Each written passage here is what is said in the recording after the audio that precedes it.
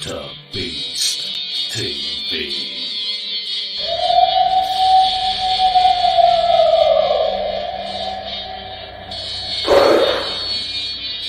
What was that?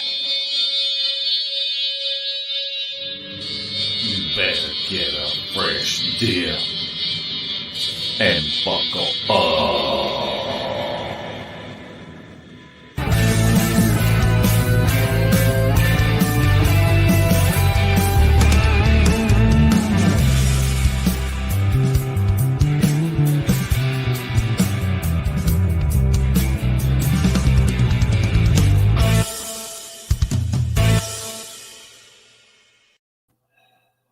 Welcome to Beast TV. And this, Larry, I believe is episode 97. We're getting really close to hitting triple digits on this. That's crazy. It's nuts. And we want to welcome everyone that's came into our live chat. We have one of these shows tonight that I look forward to because I can lean on the guest expertise of what he brings to the table. So I'm really excited about that. And if have your questions ready for in chat, we'll ask you to kind of hold them off till the end of the show, and you can put them in all caps. And we want to thank our moderators who are helping us out tonight and always does a great job.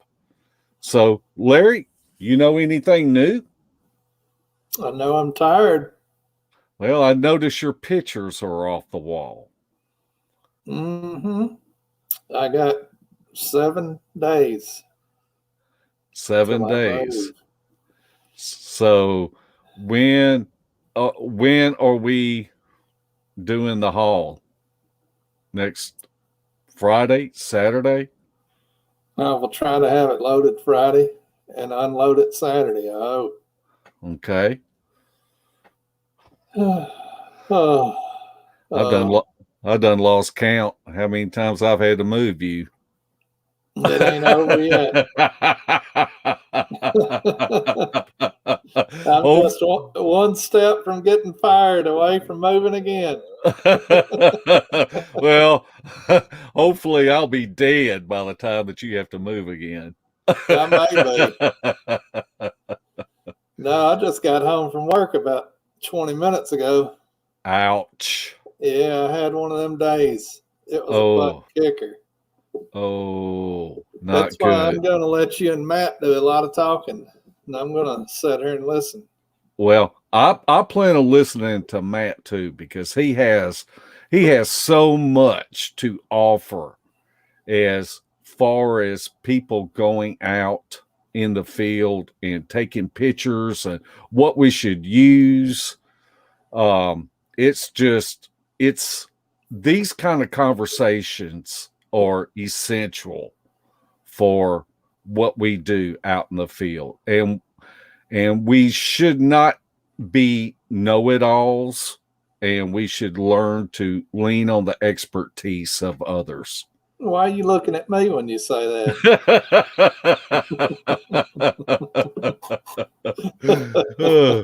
Well, I tell you what, why don't you go ahead and introduce our guest? All right. We've talked enough about him already, but our guest this week is Matt Larson. Y'all know him as Central Florida Bigfoot. Welcome to the show, Matt. Hey, how you doing? Doing good, Matt. Look, but I'm just waiting for something. I don't know what. Well, hopefully people, including me and Larry, can learn from what you have to offer, and hopefully we'll have a few laughs and enjoy this conversation.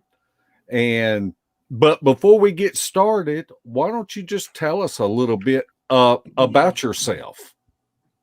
Oh, okay. Well, that's a long story, but I did make everybody who knows me knows I use my Post-it notes so I can just stay on track here because I see a red balloon and off I go. So you just have to do this to me. Squirrel. Yeah. Was that red balloon already? I'm the youngest of 8. Can't say that. But anyway, I'm the youngest at 8. I would say I was the one born with the logic. And you can take that. There's a lot of teachers in our family. And so a lot of teachers, a lot of educators. We had a couple of master degree people. And man, I just love as a kid, 12, 13, 14, just to mess with their heads. And I did it pretty good. So, but anyway, I was born in Southern Indiana. We called it Kentuckiana back then. And I was 6 months old. And like I said, youngest of 8. I think I said that. My father had a family that was together too much and threw a dart at the wall and said, I'm getting the heck out of here. And it hit close to Florida, somewhere in the vicinity of Tampa, loaded us up on the car one weekend and just pulled out of Dodge without really telling anybody he was gone. And that is a true story from what I've been told. So I'm a TV kid.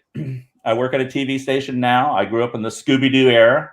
I love mysteries. I used to follow anything to do with, Loch Ness Monster to the pyramids and life after. I was really, really intrigued with life after death. I don't know why, and spirits as a kid. And that has not, that interest has not followed me for some weird reason. But the Stonehenge and the pyramids and the Loch Ness Monster and Bigfoot did kind of stay with me. And so I was always a curious kid and would always ask those questions, when, why, who, could this be, is this possible? So I was always like, seriously, super, super, super curious. The one thing I know is I've always wanted to be a photographer. My brother was in the Air Force, one of my brothers, and he had a complete photo gear outfit.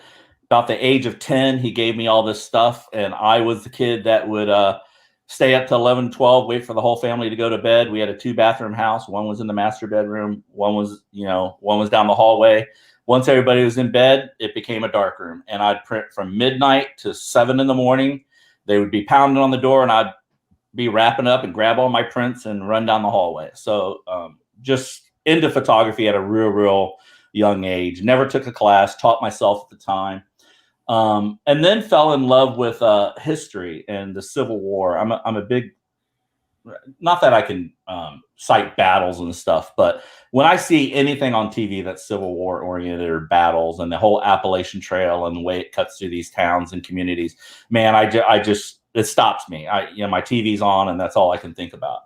And then when I was about 16, 17, I got really good with a camera and I started shooting rock and roll concerts. I was shooting Led Zeppelin, Pink Floyd, Kiss, Plasmatics, the Runaways, you name it. I was going to concerts, front row, had the 105, 200 millimeter under my jacket. Back then you couldn't take cameras in, and I would end up on the front row and I got all these like literally album cover type stuff. Led Zeppelin was probably my biggest concert I photographed, and that was here at Tampa Stadium in 1977. I was 17. The riots happened then. I don't know if you all remember, but the rainstorm came up, the riots ensued. And I sat in the stands and just photographed, kids taunting cops and throwing bottles and stuff. So that was kind of cool. Ended up going to the University of South Florida. My brother saw the path I was on as a photographer and said, dude, you're going to die. So he challenged me to go to USF for one semester and see if I liked it. So I did. And I took how to use a library. I made a C. I took another class. It was a geology class or something. And then I took 2 more. And long story short, next thing I knew, I was a sophomore. And I could then apply for mass communications and a photojournalism program. So I got in there. And once I got in there, believe it or not, I was bored because they were teaching these kids from the ground up. And like I said, I was doing all this stuff when I was 10 years old. So the photojournalism program wasn't a good thing for me. So I'll speed ahead a little bit. But the good thing from USF is I did meet my wife in the darkroom. That's a true story. I guess the photo professor thought she was safer with me. I don't know, but it was all safe. Don't think like that. We had the safe lights on. You know, we had the yellow amber lights. Bow. We had the lights on, but really, I'm older than I look. I'm not actually 40, but I've been in media for 36 years. I've never had a non-photography job position. So really, I like to say, I really, up until recently, if anyone from work's watching, I love you guys, but the first 30 years or so, 20 years, I would never say I had a job. You know, I was following a passion, a dream, and I had it. I'm to an age now where I'm already looking down that road, that next step. And I don't know if that's what's getting me or that midlife crisis getting me, but it's tougher and tougher to make it to the end of the road. So anyway, so that's where that is. 36-year career. About 1998, I started. My wife's a fine art photographer. She's very well known, very well respected. She's nationally known, national reputation, been in museum shows all around the world. Not a lot of them, but enough to say she's been in museum shows all around the world. Super proud of her because, again, we met at USF and pretty much grew up together. We've been with each other, married 36 years. So that's pretty cool. And then 2012, we launched Box Photos Airstream. I crossed over into fine art. She was a fine art major taking mass comm, and I was a mass comm major taking fine art. So we did meet in the darkroom. 2012, we started Box Photos Airstream. Is basically referred to, our tag was 2 photographers and an Airstream, or i.e. how to write off an Airstream. Hopefully there's no tax people watching, but we are legit. We are an LLC, and we exhibit, we teach, we travel, we show, exhibit out of the Airstream, and we go from museums and art centers around the country when we can. Or this is the retirement plan, that we will go around the country and jump from museum to museum and tie into their photography exhibitions, because my wife and me, to a limited extent, have more so her, has an extensive knowledge of alternative processes, from salt printing to wet plate collodion, cyanotype, silver printing, digital printing. We can pretty much teach it all out of the Airstream. So then, 2 years ago, the Bigfoot. So I'll end here with 2 years ago, had knee surgery, and got laid up. And I heard a lot of stories of people doing the same thing. You got 5 weeks off. What do you do? So I started, going back to the pyramids, going back to the Loch Ness Monster. And then once you're in those feeds of a cryptid, I didn't even know what a cryptid was 2 years ago, and started getting Bigfoot. And so I started looking for Bigfoot, and then I got hooked on Bigfoot channels. And then I was watching, I think it was Colorado Bigfoot, and he said, get off the couch and go look, and I went, there's nothing in Florida. It's all out west. So I got off the couch one weekend. I went, and bam, I totally got the bug. So here I am. That's a long-winded opening, but it's truth. I stand by it, and I can't hide from it. So I'm a media guy looking for Bigfoot. How stupid is that? I want to go back to you sneaking them cameras in to these concerts. I have some concerts. I could make some good money just releasing some of those old. I mean, I got 4 or 5 Kiss shows. I got Led Zeppelin. I got Pink Floyd. I got Peter Frampton. You know the album cover, Peter Frampton Comes Alive, when he's all in the little Hawaiian shirt and he's basked in purple light. I have that exact same shot, literally, that I shot. Wow. I mean, I was that close. Yeah, I was. Not that there's anything wrong with any of those bands, but there was a lot of hot chicks that were singers back then, and you didn't name one of them that you took pictures of. What's up with that? He did. He named the Runaways. The Runaways. Oh, okay. Hey, they're still active, by the way. Yeah. Yeah. I actually got her autograph. On but an album. You washed it off, though. Well, I can one up you. I'm friends with Vicky Blue on Instagram. And she's a photographer, and she's really good. And she lives out in Arizona, I think it is, out by the desert, and raises horses, and just shoots with Leicas, drives fast cars, everything you think of an ex-rock and roller. She's awesome. And we both follow her, and Vicky Blue on Instagram, but good stuff. Really good stuff. Man, I can imagine being at the Plasmatics show and seeing Wendy O. Williams. Oh, that was front awesome. row that. Front row. Wow. Yeah. Yeah. They opened for Kiss. Yeah.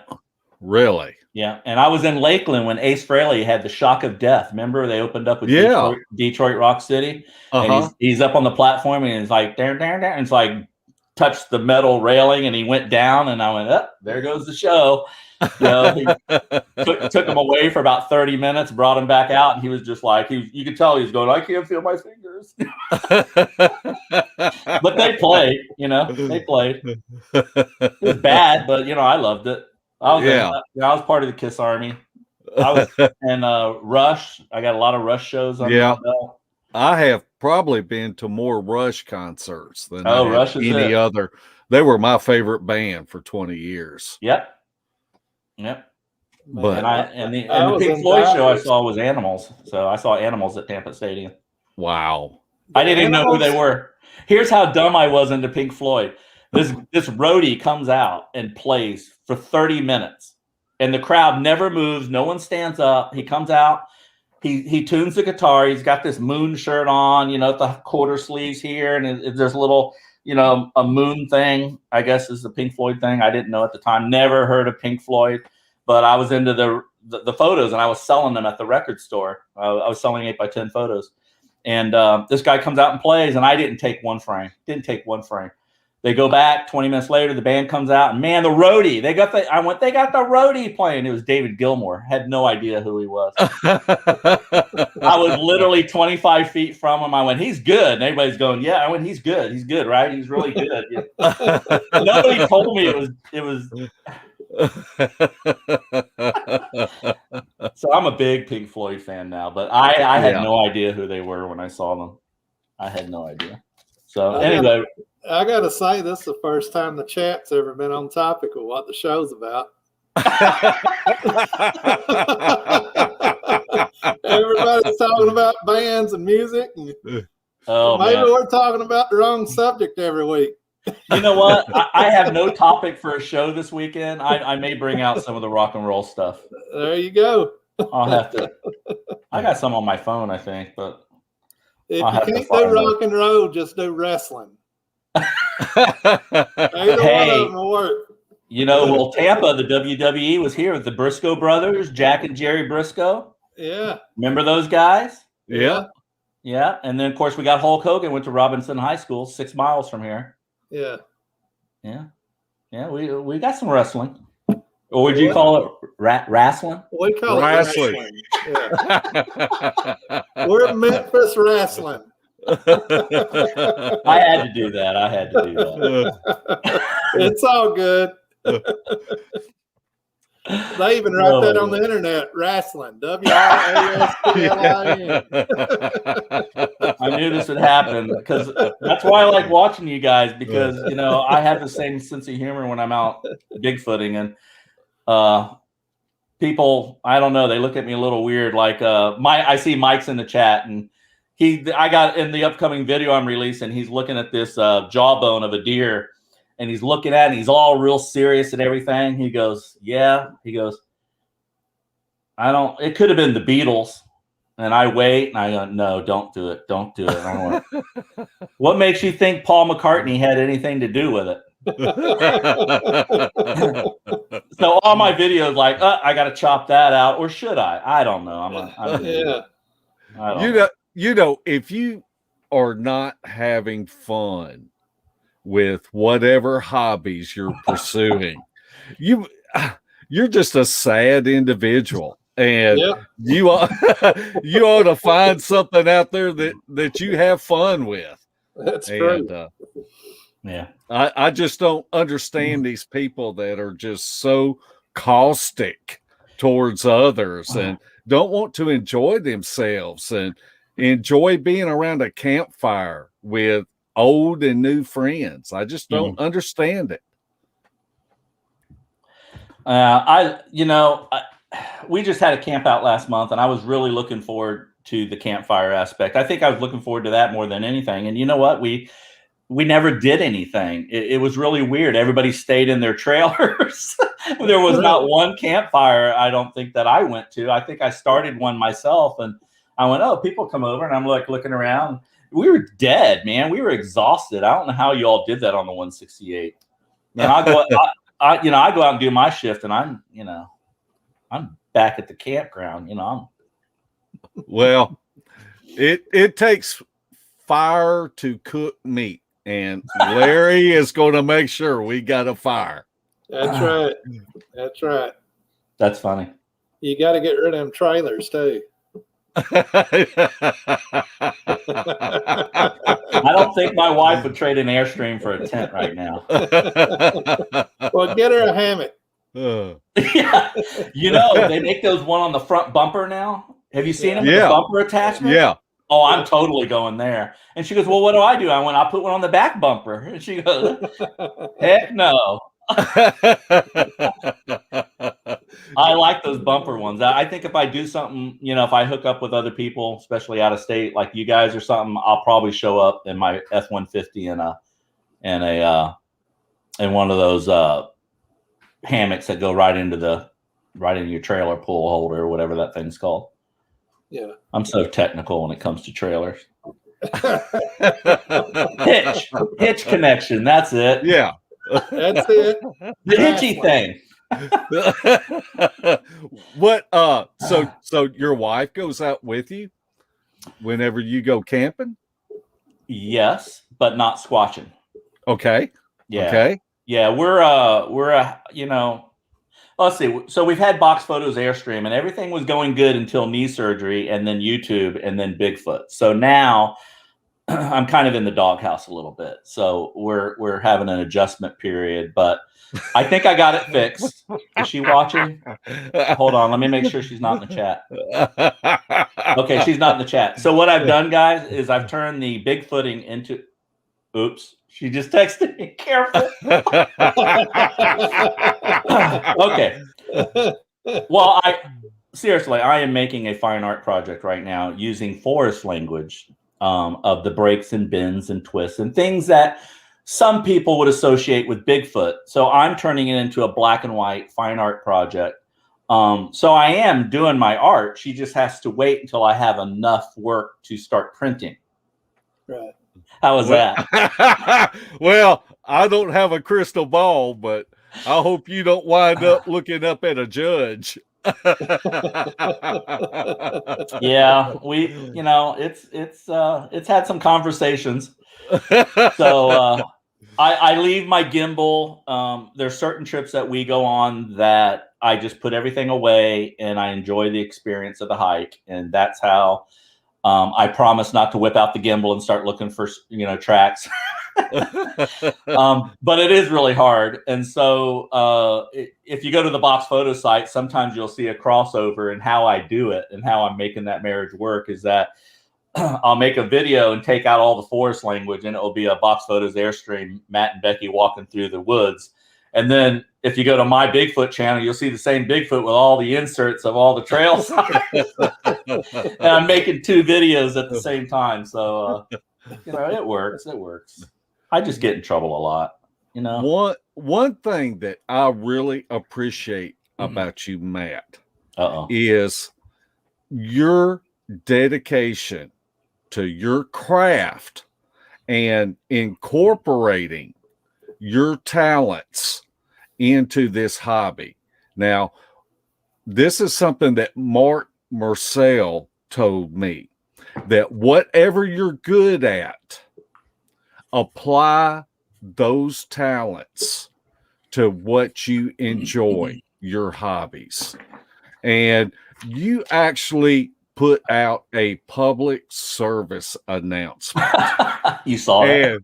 And if you would just give us the background story of why you wanted to put out this public service announcement. Now you're trying to get me in trouble. Yep. Okay. So at the TV station, we are obligated to run a certain amount, and every TV station's like this. You have to run a certain amount of of PSAs, public service announcements, especially on Saturday mornings for kids programming. And it's usually, something kid oriented that helps kids, clean up the earth, the 1 penny, the 1 cent earth cleanup, keep America beautiful type things. And so we, each month in the PSA world, there's a different, June and July or August is education. And then, March is, cancer month. And then February is diabetes or whatever it may be. So I do that all the time. And I was kind of looking through a bunch of PSAs one day and I went, I've never seen a Bigfoot PSA. So why don't I make one? And it came after a weekend where I watch a lot of channels. And again, I say I'm not knocking anything. Whenever you say that, you are. But I don't mean to say anything bad about any other channels, because I believe that you learn from everyone. And we were talking before the show that I watch everyone. I may see 20 techniques that they use, and I take 3 and put it in my bag. I watch another channel, I take 1 and put it in my bag. I watch another channel, I say, no, but that was funny, I'm coming back. And I do that. And so this came after a weekend of just seeing blob squatch after blob squatch after blob squatch, and me deciding, should I start a live show on Saturdays? And so I have started a live show on Saturdays. And I usually try to talk equipment, gimbals, the importance of stabilization and that sort of thing. So this was the very first thing I made going into that. Okay, let's play this.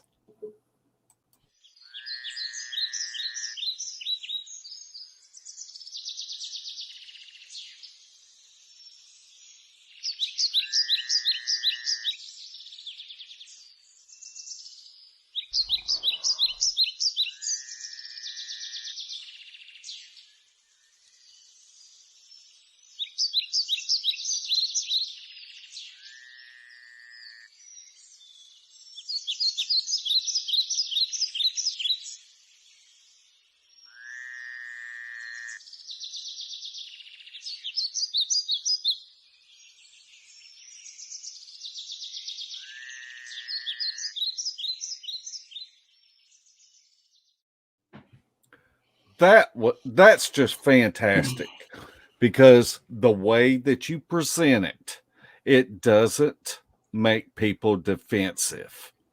I know that when someone sends me audio and I get it, and let's say it's an owl and they think that it's a Bigfoot mimicking an owl, I will actually put it on the spectrogram, create a video, and so that they can see it.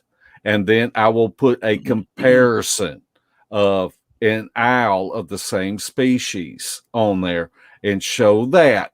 So let them come to their own decision of what they actually captured, because so many times we just see people so negative.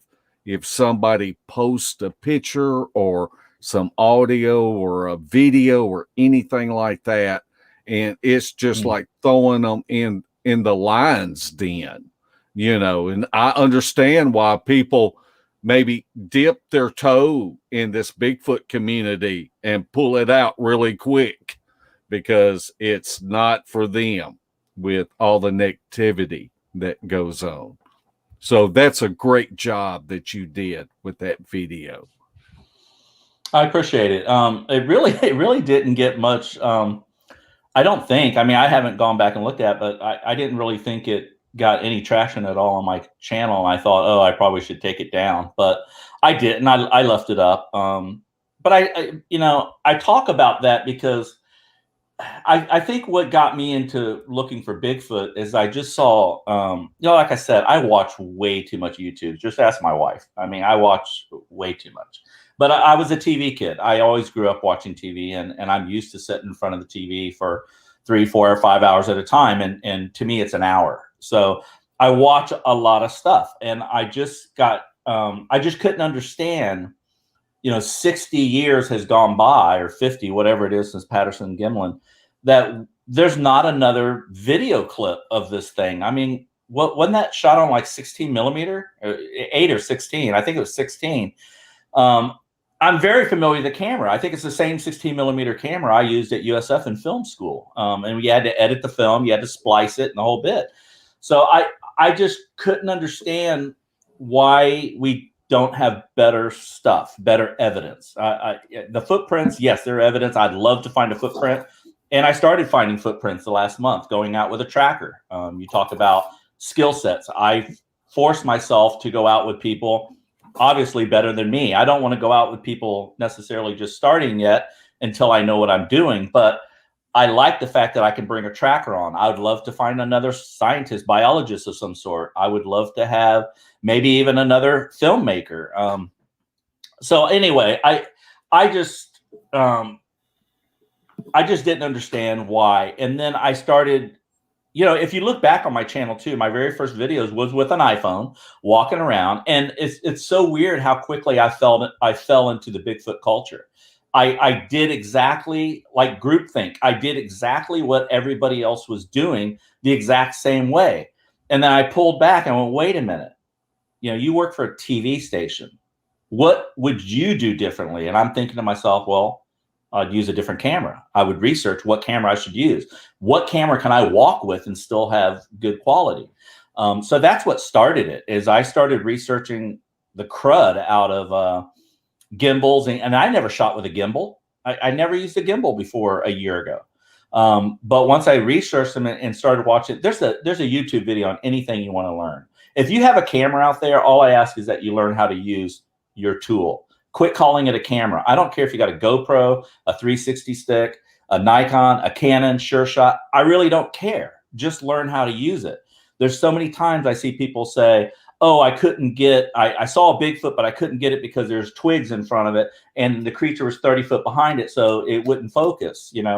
There's things you could do to help yourself, and just do that. So it's a tool. Just learn your tools. I don't know tracking, so I'm learning that tool. I'm putting tools in my bag, and building the critical thinking, how people think. Going out with Max Powers, I think he's in the chat, was incredible watching Max on a video he released today because the questions he was running us through. I went out with Mike from Tactical Bigfoot.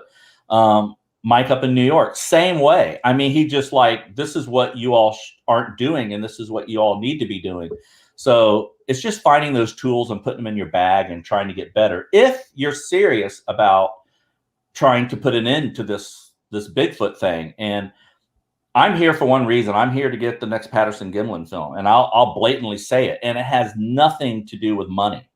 It has maybe a little bit to do with ego, because I think I have the skill set to do it. So I want to do it, but I'm not going to necessarily I don't know if I'll make money on it or not. I have no idea. I don't know, but I can tell you my TV station will get it first, and I'm not going to charge my TV station. I mean, because I want to take that video to them and say, see, now laugh at me, because all they're doing is laughing at me for going out. So it's not going to be a money thing. It's going to be a proof thing. And I'm never going to say where it is I went. I'm never going to say where I shot it. I don't want these things to be hurt. They're not hurting us. They're not ripping our arms off. I don't think necessarily we're in danger. I haven't seen any sign of that. I've heard of stories, but they're not coming from people that I know that, that I would say, oh, they told me that one just literally rushed him out of the woods, and it was very angry. And, like the Carrie Arnold story. I feel like I know Carrie enough where I believe that, because I believe Carrie. So it takes, and I said that before, and someone goes, well, that's real ignorant. You only believe if you believe the person, or the person. That's really stupid. And no, I don't think so at all, because I think character plays a lot in it. I think a person's character, their honesty, and what their track record plays a lot into this, if you're going to go about it the right way. I don't even know what I was answering. I'm sorry about that. But you can see I tried to be good. I tried. Wow, that was a tangent. Step away from the mic. Now, I'm going to pull up a video, and it is on equipment, and you do a 200-yard zoom in on it, I believe. And so It's a good 150 for sure. I didn't measure it. I'm a bad researcher. Yeah, can we talk over this? Yeah. Let's talk over this. This is a sneak peek at the upcoming film I did at the camp out. There's about 13 of us. And what you see right there is I'm editing in Premiere. This is handheld iPhone shooting my desktop. You see the timeline at the bottom. But I'm looking a good 100, 150 yards into those woods. And the point I'm trying to make, everybody, is that a GoPro and an iPhone is not going to be able to check out the woods. And there I see a clump of moss. And I did a little, Premiere has a post-production technique called magnification. And you can actually just double check, your blob squatches. I actually see something almost dead center, right now dead center, that little black thing. I did not check that out. That's interesting. I just now saw that. It's a Bigfoot, definitely. But anyway, here, guys. Okay, that's 150 yards. If something stepped out right now, tell me, would you know if it was a person in a buccaneer outfit or a bear or a Sasquatch from what you're seeing from the video? Absolutely. So that's my point. If you're on a GoPro, if you're on an iPhone, you would have no clue what is out there at 150 yards. And all the point I'm trying to bring to the table for the Bigfooters out there is just say, hey, guys, my belief from being out there now for a year is that I think these things watch us a lot farther out than people think. And look how far out I was. That's a good 150 yards. And here my lens, I got 2 clicks at ND, that's neutral density. So if the light's too bright, I can down click it. But the point is that there's 3 items in here, the moss, the stump, and I think there's another one that I'm on a 500 millimeter right now. I'm shooting with a 500 millimeter stabilized on a gimbal. I'm moving it. I can walk with it. And if need be, and I see something, I can put the magnification on it and get a closer look. Now, if I was on an iPhone there and were to blow that up like you see on so many channels, that would be a Bigfoot. The stump would be a Bigfoot. And that's when I went crazy and made the PSA, because I think if we had better lenses or thought about what we were doing. Now, guys, and all I'm saying is, I'm not saying you got to go out and buy my camera. My wife was telling me this when she heard me the other night. I'm not saying you need to go out and buy a Lumix and you got to have a 500 millimeter. I'm not saying that. But if you're carrying a GoPro, know what the GoPro was built to do. And the GoPro was built to attach to your skis as you're going downhill, right? A GoPro was meant to be 6 feet away shooting yourself on a selfie stick, shooting yourself, clipped to the bumper of your car. So that's what it would be. This is Adobe Premiere. So I paid $20 a month for this software. But they give you tutorials, the whole 9 yards. Again, I'll stop because I could go on all day with this. But this is the upcoming film I'm getting ready to release. And it's going to be like watching paint dry, guys, because I basically busted myself every time there was a possible squatch. I just said, no, it's a root. It's a tree. So I haven't had an encounter yet, but I think a lot of it is because I can actually reach out and touch what I'm looking at and see it. So that's a 500 on a gimbal with a 200% magnification. That's that's crazy. And if something was behind that tree peeking, I would know what it was. Right. There's no guessing here.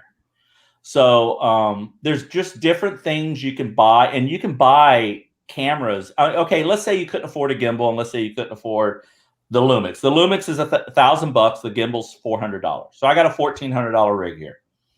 Let's say you found a camera, a digital camera or you had a 200, 300 millimeter lens, right? Put it on a tripod, sit in a blind across the lake, and do the same thing. You don't need everything I got. Yeah. Learn to use what you have to the best way you can do it. If you had to go to the bathroom in the woods, and that would be a squatch in anyone's book. Look at that hand in the bottom. He's actually showing you a hand right there. If you're going out, if you have to go in the woods and go to the bathroom, what do you want to take? A shovel built to do the job? Or do you want to take a spoon? Your choice. That's exactly what it is. That's it. Think of the tool, the camera as a tool, and just figure out how to use it. But GoPros were meant to be on selfie sticks or on the bumper of your car or on your snow ski or on your skateboard. And look, what is the distance of all of that action? It's either looking forward or looking back at the talent writing, right? Right. It's not meant to go squatching and look at this. It's not meant to take that view.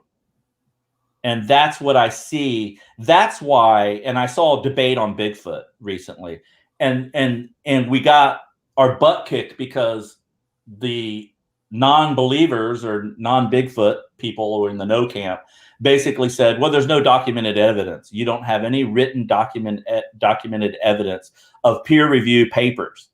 And the answer to that should have been simple. Well, that's because we don't have scientists or professionals in the field. Well, why not? Yeah. Well, because they could lose their job. They could be ridiculed, like I am working at a TV station. You won't believe the crap I get going into work on a Monday. Oh, did you go Bigfoot and what'd you see? I went, I got this really cool footprint. You want to see it? I got this really cool Y branch balancing on a thing. You want to see that? And well, what makes you think that's Bigfoot? Great question. But what else would it be? We got to find that out. And so I like how Max and Mike, I like going out with people. I like to learn because, like I said, I've only been in it 2 years and I want to have 20 years experience by the time I have 3 years. I've always done my business that way. I learn fast and I go with the best people. When I did real estate part-time, I teamed up with not the worst person in the real estate office when I was trying to do real estate part-time. I teamed up with the trainer who trained everybody. So someone asked me, I think a while back there, what camera. I think it was I shoot with the Lumix FC 2500. It's about $900 now. Buy the best tool you can afford. Understand this, Then that's really what you do. But I get a lot of crap saying that, not everybody can do this, Matt. Blah blah blah. And you can buy a digital camera. You can buy Canon cameras, and what is that? The Rebel. All these cameras. At garage sales for $20, $30, $50. Yeah. Just all I'm saying is put it on a tripod or a gun, a sandbag, that you'd use for rifle shooting, target shooting. Put your lens and camera on a log in front of you and lay it on a sandbag.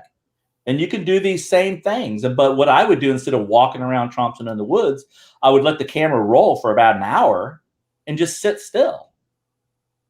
I mean, that's something I like doing. Haven't really done it much. I'm more in the tromping through the woods because I like to hike. And then I do this misdirection thing where I just break off left and break off right, knowing that nothing, or if anything's there, they wouldn't know you were going to do that. I wasn't planning on doing that. I just do it and everyone's going, where's the heck's Matt going? Well, that's the one technique I use is I just shoot off left or right, or I turn around and start walking back the other way. And I do that a lot. You can ask people I go out with. They go, what are you doing? They go, he's doing that misdirection thing. Well, because I'm stabilized on a gimbal. If anything breaks, I'm going to have it. Right. Yeah, that's what I'm trying to do. I'm doing when I used to hunt with my brother, we used to go down these Jeep trails in Florida and we'd be walking. And I loved it, man. We were stepping over logs and we were seeing tracks. And my brother would talk to me about hunting and how great he was. And then about 20 minutes later, we hear a boom. And my brother would look around. And I went, not again. He goes, then we hear boom. And I go, no, come on, really? We turn around. We walk back up the trail. And these two hunters would be sitting there and go, yeah, we were up in a tree stand. You two idiots walked by and it walked right out behind you.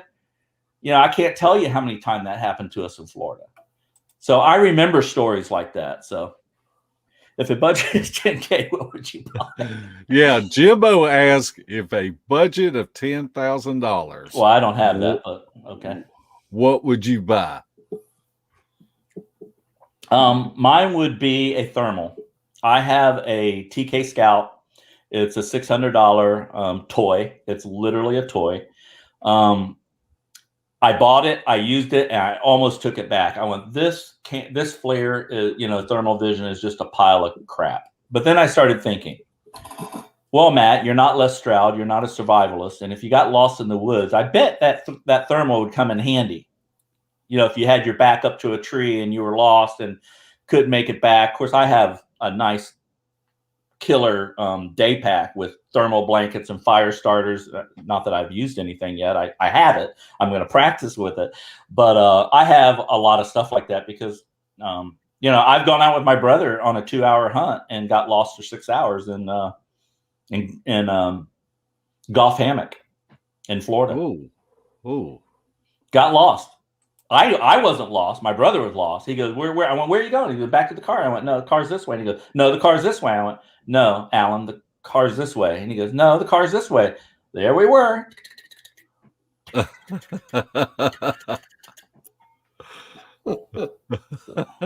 Crosby, Still, Nash. Yeah, Vincent asked a good question. And I thought CSN was Crosby, Still, Nash. I believe I know what your answer is going to be with this, but Vincent asked, can you still get a false sighting with a good camera?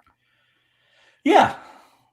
And that's what's really scaring me is that even, and I don't know if you have the photos and wanted to load them up, but I do have a picture that I believe is a Sasquatch sitting in a nest. And the reason why is the day that happened, it's the one video on my channel where it's the last time I shot with an iPhone. Take that back. Max outed me today. I shot with an iPhone 3 weeks ago because my gimbal died and my Lumix died after they were fully charged on the very first hike of a 5-day week. I still don't know how that happened, but so I broke down the gimbal, threw it in my backpack, and I was with an iPhone. So Max Powers did a video. Is that Matt shooting with an iPhone without a gimbal? I went, but the one time I went out with an iPhone on a gimbal, all heck broke loose. I had a footprint. I had wood knocks. I had 3 owls go off. I had a tree fall in front of me at 60 yards as I was headed at 0 degrees at it. And this tree goes 10-foot splash. I got it all with an iPhone. And it's iPhone quality, not my Lumix. I got the heck out of there. And about halfway up the trail, I went, wait, what are you doing? Go back. So on my video, I said, I'm going back. I had to gather myself because it literally freaked me out a little bit. I also had a period of forgetfulness. You can hear me on the video before all this starts where I'm going, what I want to tell you guys. And then I'm paused. I didn't know where I was. Yeah. If I was snow skiing, it was a bunny trail. I was on a bunny trail, right? Uh-huh. I did not know where I was. And I went, what I wanted to tell you guys was, and everything was flooded and I didn't know where I was. I went, wait a minute, where am I? And I looked around, all of a sudden the owls went off, the owls went off. I did one of my fake walks like I was going this way, tree falls. I'm going, okay, I'm going out, tree knocks. I find a nest. I start shooting the nest. And then when I get back, a viewer tells me you got something in the nest. So I took a still frame out of the video. And to me, it's a profile of a black person sitting in the nest. Wow. And it's not pareidola. Well, it could be pareidola, but it's not the kind of pareidola you normally see. It's actually soft, but fairly sharp. And that's when I realized you can be fooled by a good camera. So, if I can get fooled with my camera, the chances of anybody else getting something with a GoPro or a gimbal or an iPhone without stabilization is going to be even harder. So unless you're, Donnie, from Goats Rescue, where they, something walks out in front of them or right behind them so close, unless you have that experience or you're lucky to have, maybe not so lucky, but my goal is 15 seconds of moving video at 200 yards. That's all I ask for. I don't need it. I don't need it up on my face. I don't need to hear hear it, smell it. Yeah, that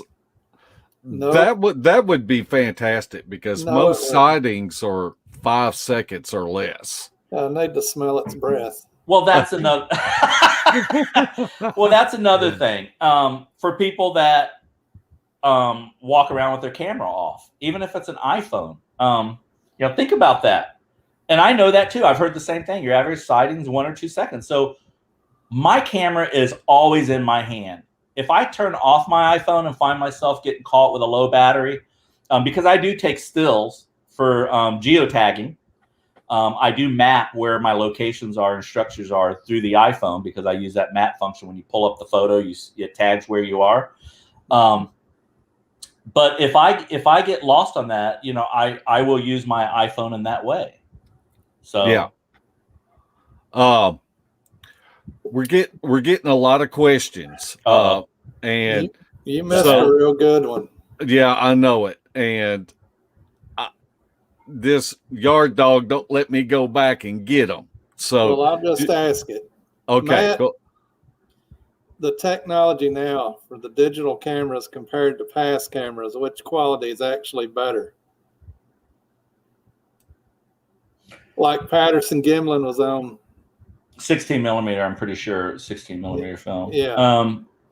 These full frame sensors, there's no reason why we aren't getting a Patterson Gimlin like video with today's technology. I mean, the Sonys make excellent cameras. My Panasonic would handle that situation. I would have had a head and shoulder shot with my camera. From what I've seen from that video and what they shot, I would have literally had full body zooming into waist up, zooming into head and shoulders, and it would be clear. So, but again, I leave my camera on all the time. I approach Bigfooting a little different than most people. I'm trained as a photojournalist. So I gave a hint that I'm struggling with something, and here's my struggle. I'm not used to talking on camera. On my first videos, I never even showed myself on my camera because, one, my dad instilled in me that I have a face for radio, so I believed him. And secondly, I don't want to, when you're talking on camera and you're out Bigfooting, and Max proved this on me because I heard me say some really dumb things, but you tend to say things that, are sound definitive. Like I make one point like, man, I feel like I walked right into their living room. That is something I have heard on other channels, and it's so easy to bring that up and start mimicking all the favorite channels you see. And I try to stay out of it. As a journalist, I want my camera running and I want to document. I don't want to be the story. I have no intention of narrating the story. I will walk by a break or an X or a ground glyph and I will show it. I don't say, oh, there's a ground glyph and look, it's touching here and it goes there and look, it goes over here. Every stick in the woods is connected. I don't do that because I know what or who I would sound like doing that. And that's not my voice. It's not my knowledge. I'm repeating something I've heard on another channel. And I think that's also dangerous in Bigfoot world. I think there's so many of us mimicking other people. And it's normal. It's how humans work. It's how our mind thinks. So I really had to look at myself about a third of the way through my channel and say, Matt, you're a journalist. You're bringing something totally different to the table. You know how to use this particular gear. You have a reasonable mind. You have common sense. So let's just stay in your lane. You're not a narrator. You're not a script writer and that sort of thing. So what's tearing me apart is I want so bad to make a documentary. But I don't want to write the narrative. And I don't know if I'm lazy or if I really don't have anything to say. I'm a big fan of Justin's work. Chenerpesky. I'm a big fan of Zach's work now, who I was on his channel the other night. I like what they're doing. It's just not my style. I don't know if I want to spend so much time telling the story with the camera pointing back at me because I want my camera pointed at the wood line and I'm there to shoot a Sasquatch. I'm not there to make a film about Matt and an area of how I'm exploring. So that's how I'm different, is that my camera, and you'll see it in this documentary, I am 100% always looking 75 to 150 yards out. Because I believe, from what I've seen and from what I remember hunting as a kid, that's where you're being watched. Unless you're into some really thick palmetto. And then, yeah, you could walk right past something laying down and never even know it. And I actually show that in my film. I actually show Bigfoot Dave disappear behind a tree. And I was watching Bigfoot Dave, and I'm standing on a log. I'm 8 feet high. My gimbal, well, I'm about 7 feet high. My gimbal's up about 10 feet high. looking out into the swamp, and Bigfoot Dave, one of our researchers, passes in front of me and goes behind a tree. And I just really went flushed. I went, oh my God, because it's true. He just disappeared. I mean, he was 30 feet in front of me and just disappeared. For a good 7 seconds, I couldn't see him. And I show that. And I bring up a thing. Look how fast Dave disappears. So I can see how things like that happen. And that's the kind of stuff I try to watch. But I really try to keep my journalism skills intact.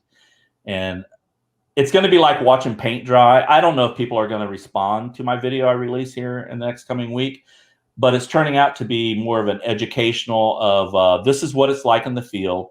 Yes, we make beetle jokes and other jokes. I told the snake bite joke, the guy, they got bit and in a really bad place. I told that joke and I was thinking about cutting it out, but that's the way I am. I have fun when I'm out there, but I do try to keep out of the story. I do try to, I'm focusing on Bigfoot. That's all I care about. I'd like to interrupt in here, and I would like for one of our moderators to go to Central Florida Bigfoot and copy the link address and put it in the chat. And please, Matt has a great channel. Just click on that link and just go ahead and subscribe. You can do that while you're listening to us right now. And tomorrow I will put a link to Central Florida Bigfoot. No, I appreciate it. And pin it at the top of the comment sections. You were talking about the booger in the nest, and but you've got another video that is really awesome, and you call it your second best evidence. Because I think the Sasquatch in the nest is my best, and nobody has given it the time of day, and I haven't seen anything better yet. But there are a few people. I showed it to our news director, and he couldn't see it. So that just told me, well, he can't see it. So I can't put a red circle on it. I'm tempted to, but to me, it's about as clear as you can get. And because of the situation of what was happening around it, that's why I think it's legit. And this one you're about to show, if you have the video of it, I was with Tim T in Florida. We're in Pasco County, Polk County, up there around the Green Swamp, Colt Creek area. And this was seen by Tim after we got back, and we share video through Dropbox. We really, work as a team, and Tim actually spotted this. Well, what was really cool was when he spotted it, he went back and looked at his film because he has body camera and iPhone coming in, and he caught the movement too before my movement. So we actually have two cameras on this movement. And then 10 minutes later, we have this creature out in the swamp, about 30, 40 feet out in the swamp, looking dead at us, and it blinks and it's hiding behind a tree. We just can't tell what it is. Tim thinks it's a Bigfoot. I think it's a panther, a cat of some sort. And we argue over what it is, but I don't know what it is. And again, it's sharp. It's not out of focus. It's sharp, and you can't tell what it is. So answered that question twice. Okay, now this video that we're about to show, I'm going to show it in full speed. Then I'm going to show it in half speed. And then I'm going to show it in 1/4 speed. And then I'm going to show it in like 15% speed. And then I'm going to just let it loop for 5 times with the actual speed. And it's amazing how fast this is moving. And I wanted to show everybody, if this was the frame, what we're pulling out of the frame is literally that circle. So it's not a full frame capture. It's, again, about 80 yards out. And you would have never seen this on a GoPro or an iPhone. You would never even known it was there. 80 yards out. Easily. This is awesome footage. Okay, let's go ahead and play it.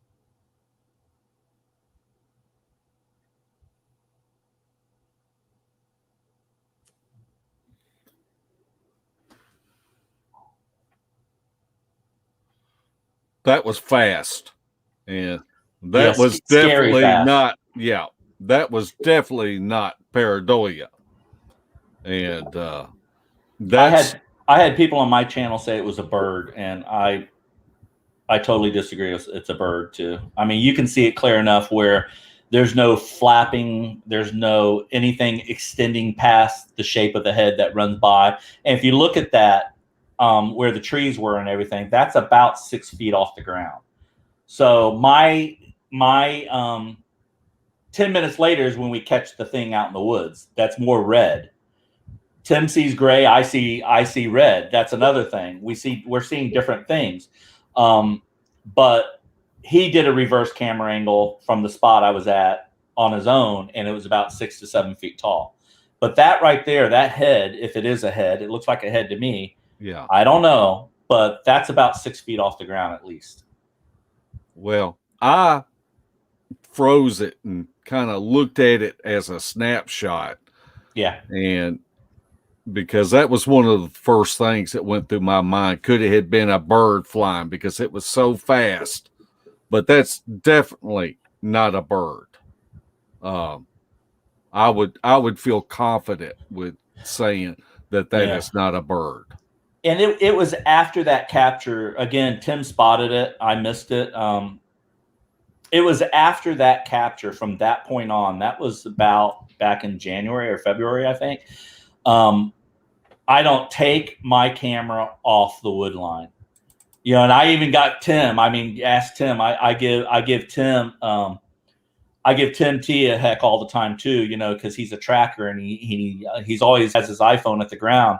I said, Tim, are you shooting an actual track you want to cast right now? And he goes, well, no. I went, then why is your camera at the ground? Keep it above you. Mine's to the right, yours to the straight ahead. We just do things. This thing is at Lettuce Lake Park in Tampa. Look at the far right side. That's a field goal that some people call. But look at the right side, how that is flush to the outside. Yeah.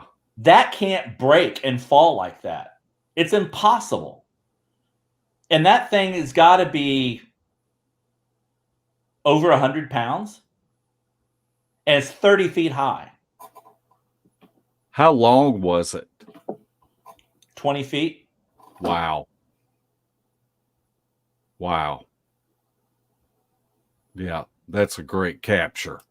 It's just it's the forest language I'm looking for. So that's going to be a black and white print. It will be in my portfolio. I will move it to black and white, and that's exactly what I'm going for. Is just high strangeness, I call it, and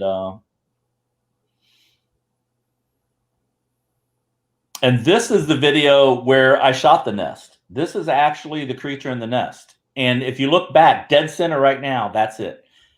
That's the shot where, and look at the tree. There's a head sitting on the tree. You see it right now. You know what? I need to go back and lock that and do a slow-mo and see if that moves.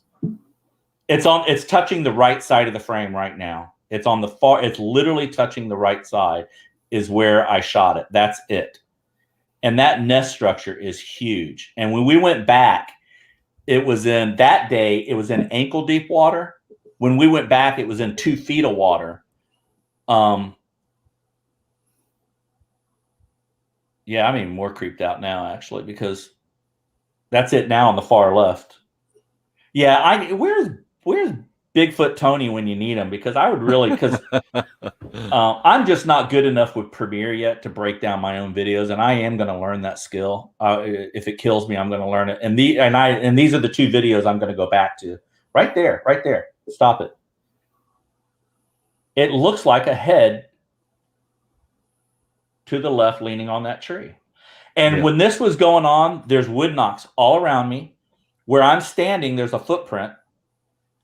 100 yards down the trail is where the tree just fell at me 20 minutes prior. And the owls went off about 2 minutes before that. So I had a footprint, 3 owls at this is at 1 o'clock in the afternoon, and the wood knocks. And I will tell you something about wood knocks. Every time I've heard the wood knocks, to me, it just, I didn't realize, you're freaking me out, Larry. Yeah, back in that direction was where the tree fell.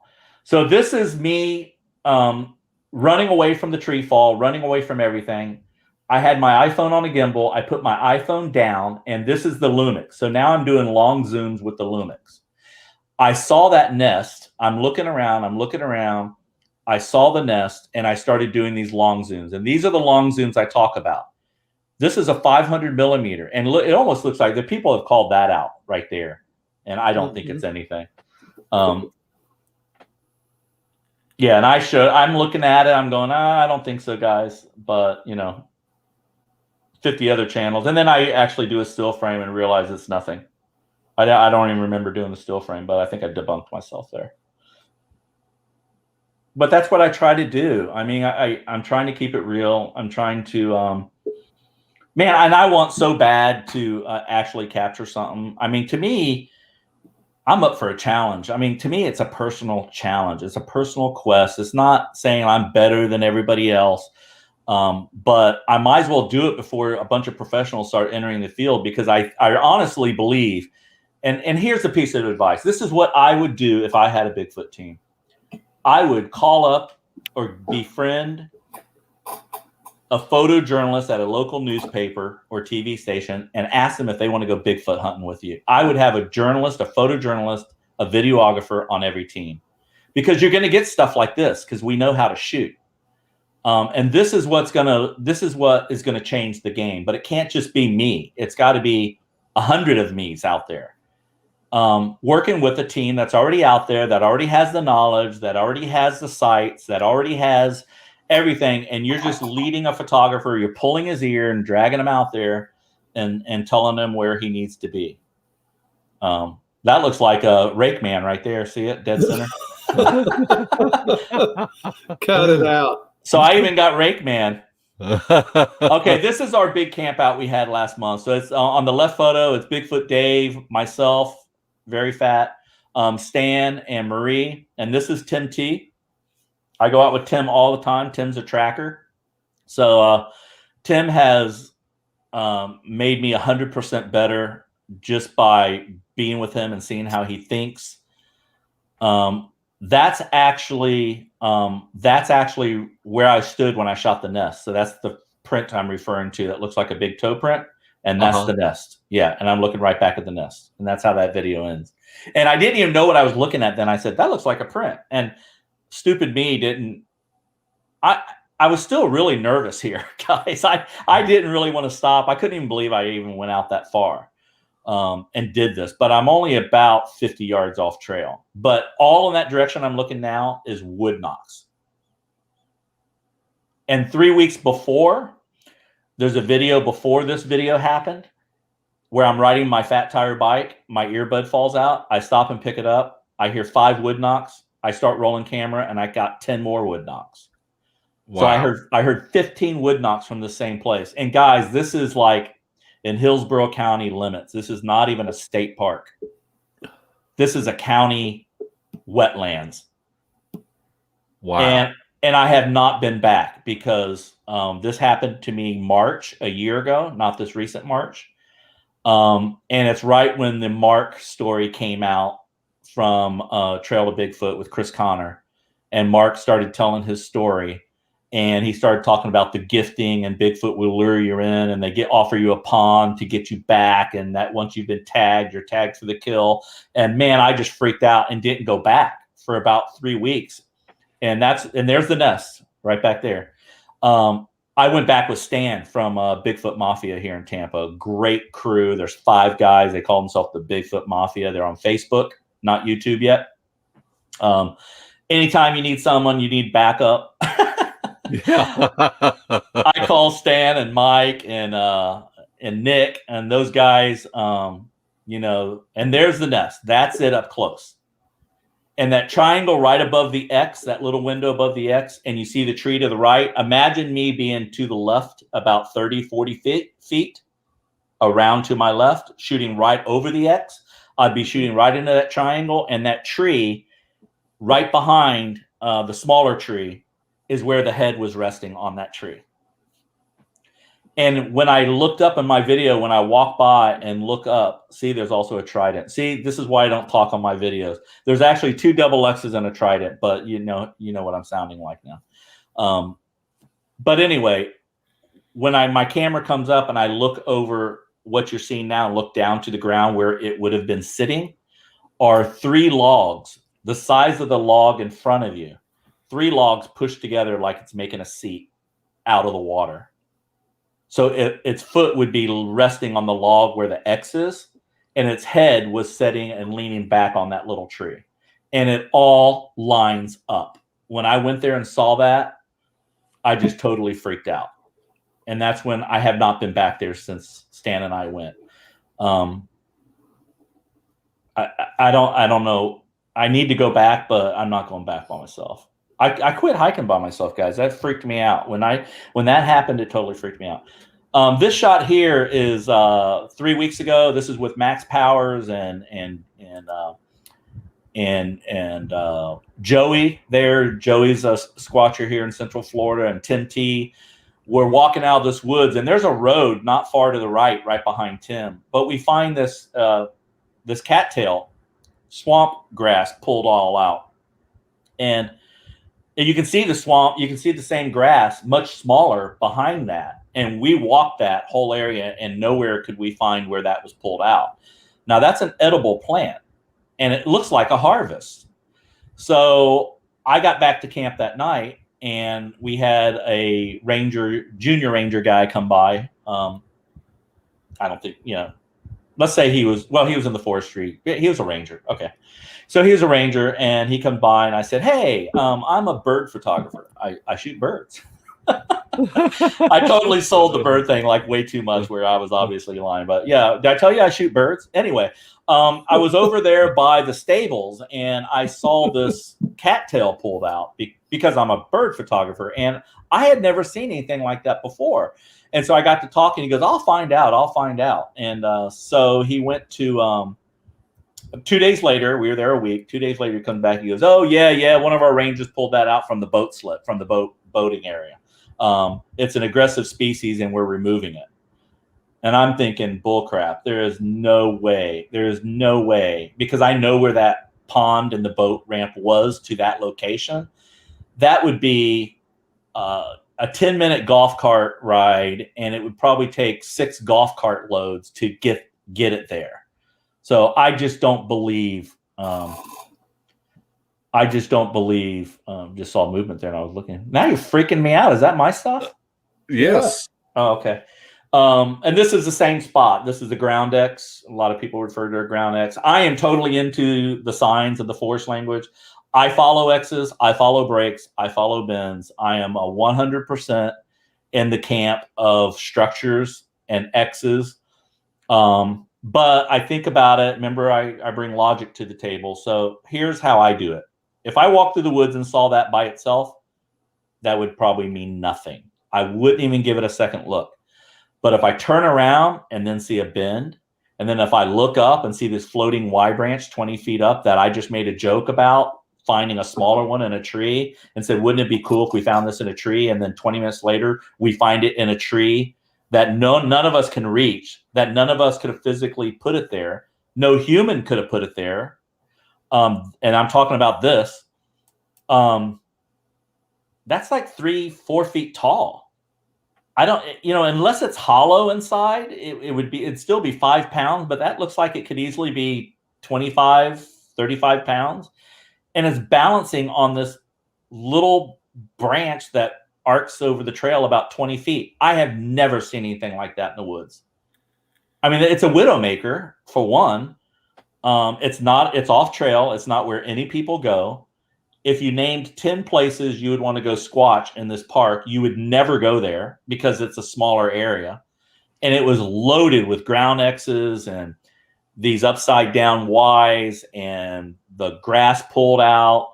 We found these big, if a ranger, I don't want to go political. Let's just say a ranger decided to clean up the forest floor and rake a bunch of branches over to a small area. It looked like the nest I found out in the swamp. Like they had pushed all, like it was just a part of a bigger nest that had just been dismantled. a lot of stuff like that. So this place was full of forest language. I have gone out on a whole day and not seen that much. So we shot a lot there. And that was the very first hike right out of the door Monday morning, guys. That was like crazy. So we had a great time. Again, this little place is off, I'll tell it. It's off Highway 56 here in Florida, 75 and 56.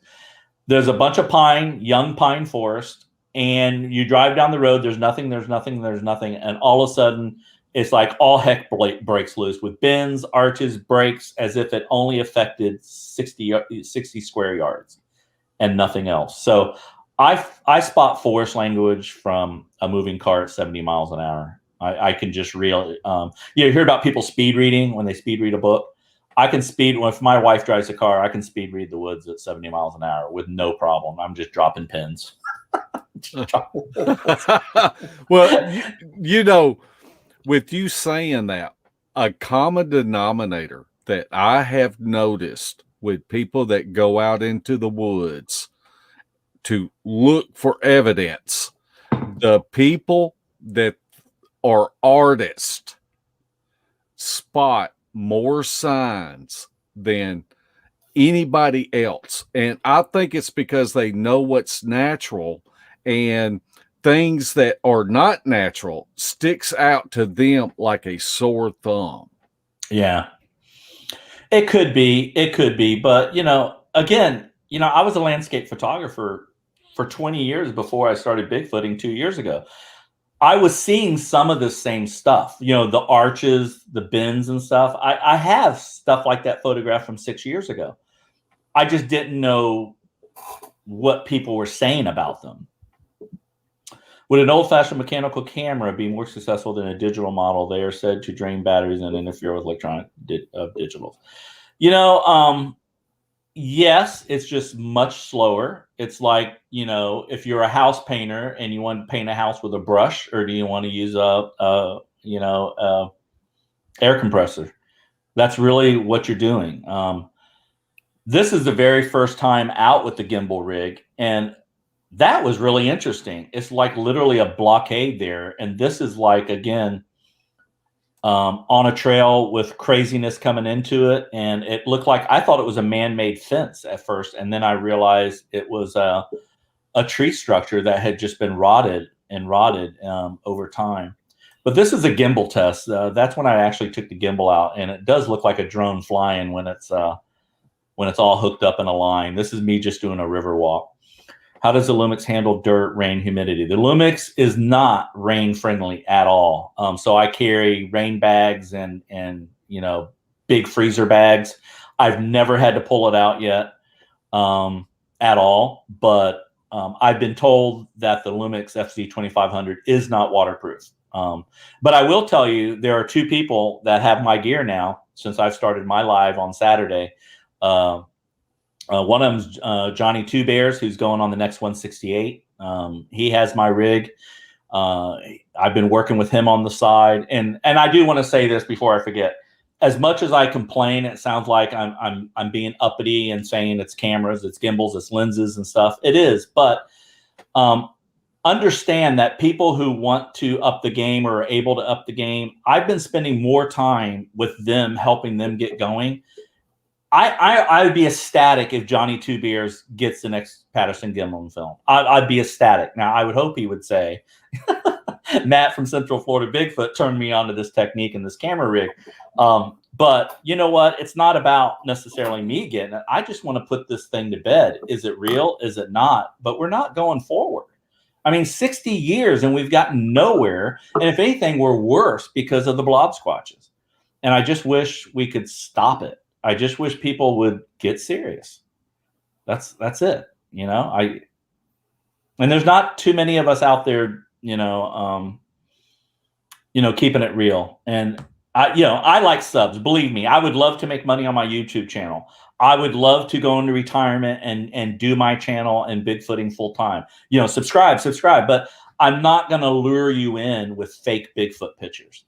If I say something I believe is a Bigfoot, I believe it's a Bigfoot. And until someone shows me it's not a Bigfoot, I was there. I felt everything that was going on.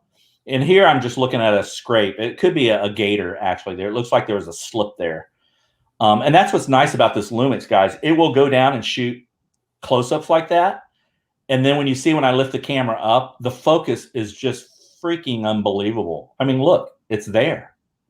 Yeah. I mean, I went from 2 feet to infinity, and there's no skipping, there's no looking, there's no searching. And see the black stain on the trees? Okay, this is a Florida swamp. That's a water line. So the water line is 4.5, 5 feet. So into August, I won't be able to walk in here at all. And I have gotten a blob squatch from this area right up here on the left. Actually, you're getting right up on it. In this trip, I actually look left at a dead tree, and I shoot a bird across the way. And there, I swear, to me, it looks like a painted face of like a man with 2 black marks striped in his face like this. And he's in like 20 feet up on a tree, and all you see is this much of his face. And you see these 2 like black paint marks here. You see an eye, and he's staring at a bird from 30 feet away like, I'm going to grab that bird. And it's just a blob squatch, though. But it's just interesting what I'm seeing. And again, it's not blurry. You just still can't tell what it is. This is another one where I wanted to show how close the camera would get.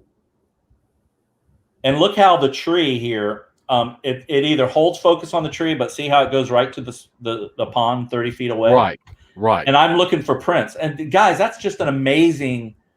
I had a Sony gear. I had the Sony A system, A series, and everybody knows all the filmmakers are. And matter of fact, the channel I was on the other night, he's shooting with Sony gear, and that was the stuff I got rid of because I almost got fired using it. Because at the station, I do a lot of reporters walking at the camera, and they're saying coming up at 5 is blah blah blah, and they pitch a story. Well, I used to shoot those, and I would have my Sony on a gimbal, and I was walking backwards as they were walking toward me. And it's that moving, talent talk. I had the autofocus just jumping, just going in and out. I haven't had that problem with the Lumix. Is there a digicamera that is manual zoom to reach 7 to 1,000 yards up close? And what is it? A digi zoom that has a manual focus. I have here's something else. Again, remember I said it's a tool, right? My craft is still photography. I'm a still photographer first. So that is why I went with this camera, because it has still photography capabilities and shoots like a still camera, but does awesome video. And actually the video performance is better than the still photography, but the still photography is good enough for gallery work. Okay. If you wanted to go that far, I'll throw this out there, and I have no problem saying it. Go watch Colorado Bigfoot, Mark Abel, and look at the zoom camcorder he has. That guy can shoot a mile. He can shoot a mile, 2 miles. He zooms out 3 mountain ranges away. And that's what got me thinking, like, whoa, as a photojournalist, I never saw a camera that could do that. This is Tim T tracking, by the way. I love this footage of Tim. I actually closed the filter down, neutral density on my camera, and it's too dark. It wasn't that dark, but I like that shot because it's just real mysterious. Tim, you can use that, by the way. I'll sell it to you. Just kidding. No, because he'll charge me for tracking. But when what I would do is look what Colorado Bigfoot has, Mark Abel. I don't know what video camera he has. Just shoot him an email. It's probably $500, $600, $700, and it shoots a mile. So it'll shoot. On the 168, they were talking about needing something for 200-300 yards. Well, if you don't need a camera that shoots still photography, find out what Colorado Bigfoot's using, because that also would can pull out a headshot from that distance with no problem. Is the Lumix user friendly? Okay, here's it's a tool, right? If Picasso gave you his paintbrush, you're not going to be able to paint like Picasso. So understand that first. It's like I'm not going to give you a Lumix, or you're going to go buy a Lumix and you're going to do what I'm able to do with it. However, the first thing I did is I went to YouTube, Lumix FC 2500 how to, and there's a British guy, and this is for any camera guy. Guys, I don't care if it's 2 years old, brand new, whatever. Any camera you got, even if it's an old film camera, go to YouTube, plug in the camera, how to use it, and there's how-to unboxings by some 8-year-old, I'm not kidding. There'd be some 12-year-old going, "Oh, look at this! I love the fact that the sensors, the 2 megs, blah blah blah." And I'm like, "Oh, I don't know. I don't get into, that sort of thing." But I do know if you shoot video with a camera like I'm shooting, there is a frame rate you have to be aware of. You can't shoot video at a 15th of a second. You can't. There's a shutter speed. So if you're shooting 30 frames a second, you want to be on 60. If you're shooting 60, you want to be on 120. And that ratio always has to be like that, or you're going to have this blur. See my hand blurring now? That's what happens. So if you want it to be true video, you're freaking me out with this nest. If that thing stands up and moves right now on the left side, I'm running out of here. Okay. Who wants to go back there with me? Hey, Marie, you're watching. I went out with her. Well, she may not go out with me anymore after I trashed the night hike with my stomach gurgles. Vincent asked a great question. Why has some of the pics of Bigfoot gotten worse, even though the cameras have gotten better? I think that's what we talked about all night. Yeah. People not, I don't understand how people can be looking for Bigfoot for 5, 10, 15 years and not be a master at, recording. If it's audio recording you're into, then be a master at audio recording. If it's still photography you're into, then get something that can reach out and touch someone and figure out. There's tripods you use with still photography. You have bird watchers. Research bird watchers using long lenses. They have a tripod. They have their big camera with a 300, 600, Canon lens on it, right? And it's on one of these gyros that literally swings. It's almost like a gimbal, but it's meant for a tripod. And it just allows you to rock it and move it smoothly. So you're not doing this. There's different tools you can use. So it's all on YouTube, guys. YouTube is, after knee surgery, I use YouTube for everything. How to paint my house, YouTube. How to start a fire, YouTube. How to use my flint starter, YouTube. Okay, Max Powers asked a good question. Matt, what is a good, affordable setup for beginners? Yeah, if I didn't know Max, I would probably be able to answer that question, but I don't think he's really capable of using anything. Oh my God. I gave Max a gimbal and he's complaining. He's complaining that on his last video, I don't know how to use this gimbal, but his footage looked great. When he was using the gimbal, his footage was awesome. And I told him, this is really good, Max. But the problem is I didn't show him how to set the gimbal. There's like 3 modes the gimbals go through. So one, your camera sits here, and no matter what you do with it, like let's say you lower it, the camera is going to rock and always stay looking out, right? And then there's another mode that if your hand goes down, the camera goes down. If your hand goes up, the camera goes up. So Max was in a locked-in mode. And so every time I looked at him, he had the iPhone. He had the gimbal here and he had the iPhone. He was grabbing it and forcing it down against the gears, which I could just hear them going, grinding away. But that's my fault. I didn't show him that. But you want your gimbal on a mode that whatever your hands do, the camera follows. And that's when you get that drone look. If you do this with your camera should literally be doing that. You don't want to be doing this and then have your camera going, It's smooth, but it doesn't look like a drone. And you really want your footage to look like a drone.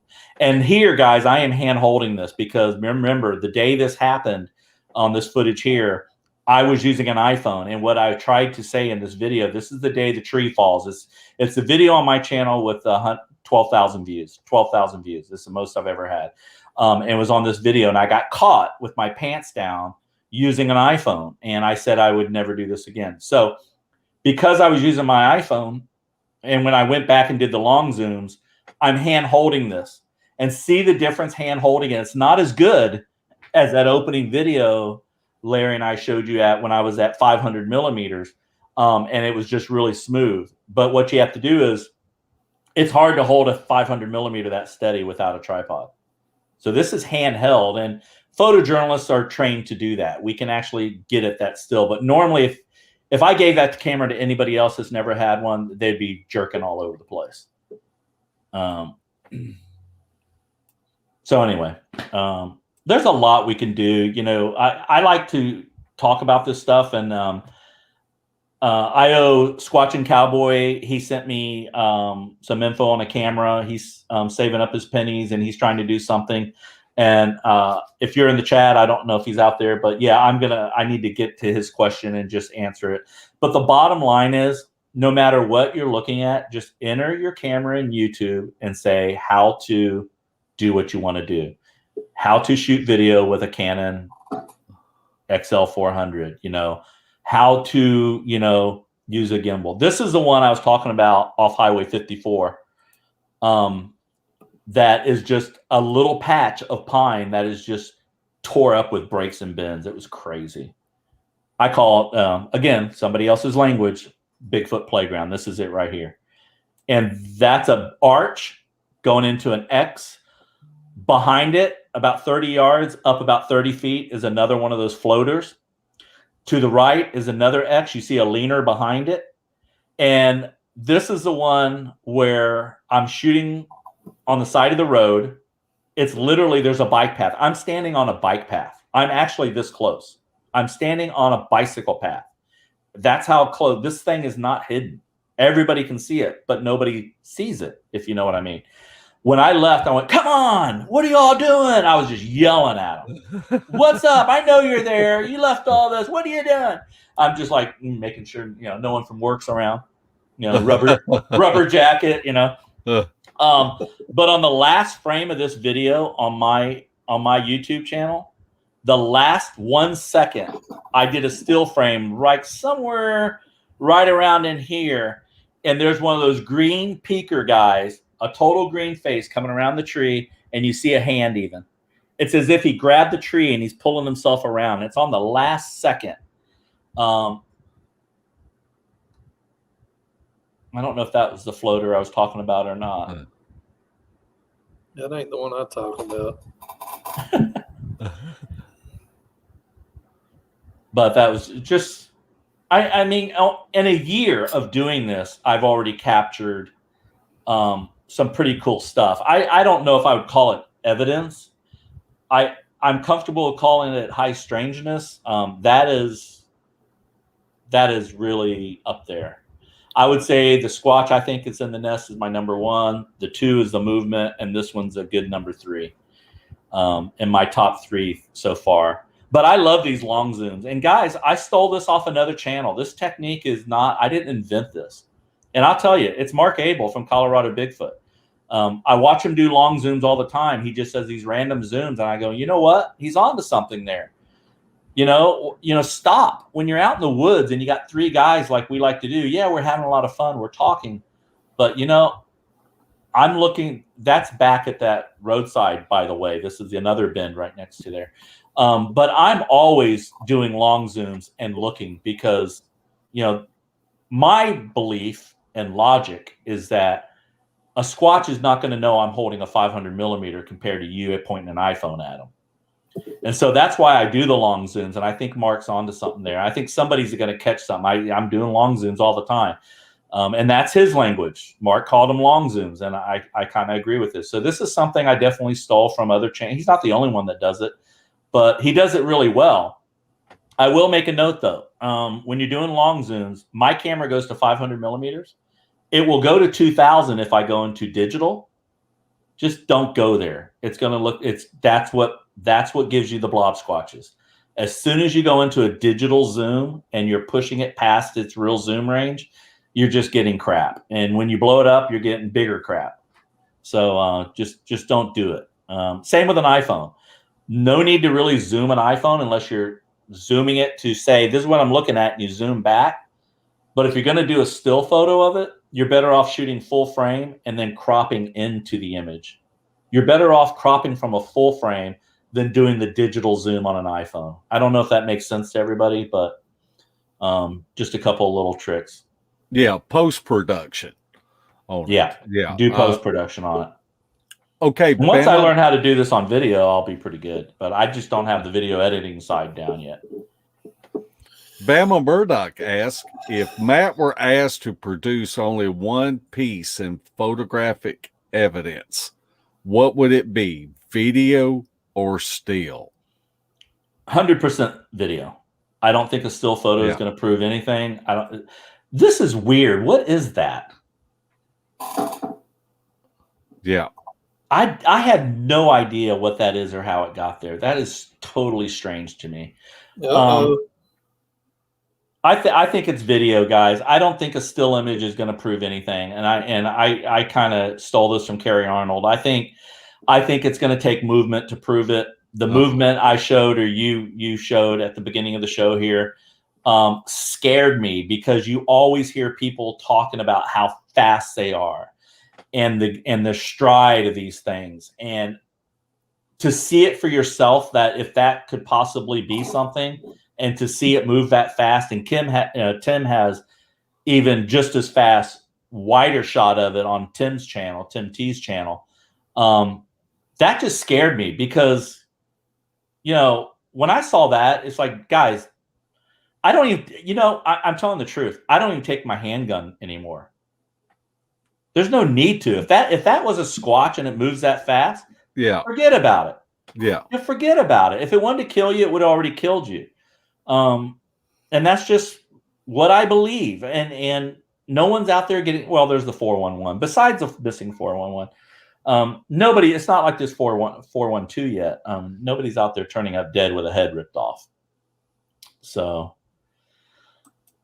but I don't carry my gun. I carry my gun when I do people hikes.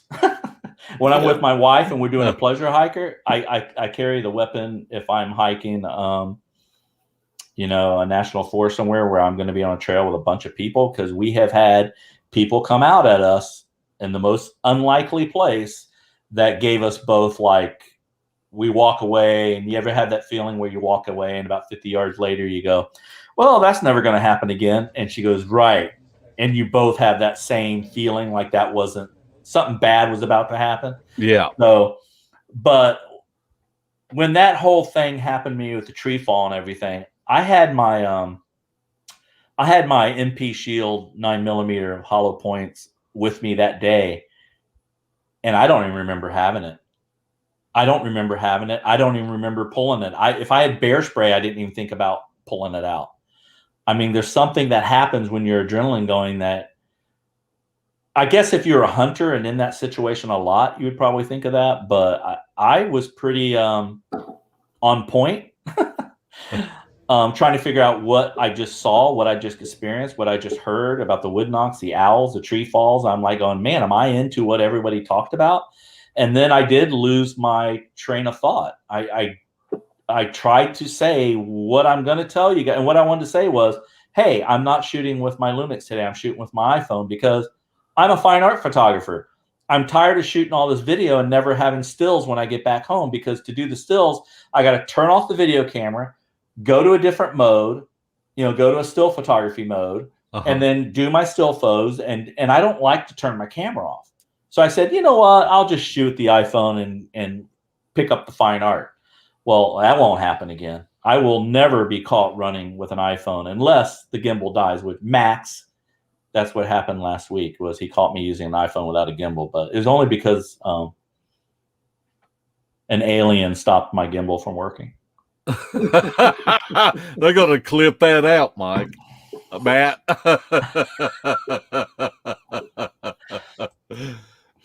Oh my gosh. Well, this is a great chat. I mean, like I said, I'm only into this a year, but my advice would be to put a photographer on your team, and I'm not going out by myself anymore. So, yeah, I'm available. I'll go out. I enjoy going out with people. I enjoy learning, and that's what it's all about. And we do laugh. We're laughing tonight. We are, by no means have I been out with a group yet that's tried to be stealth.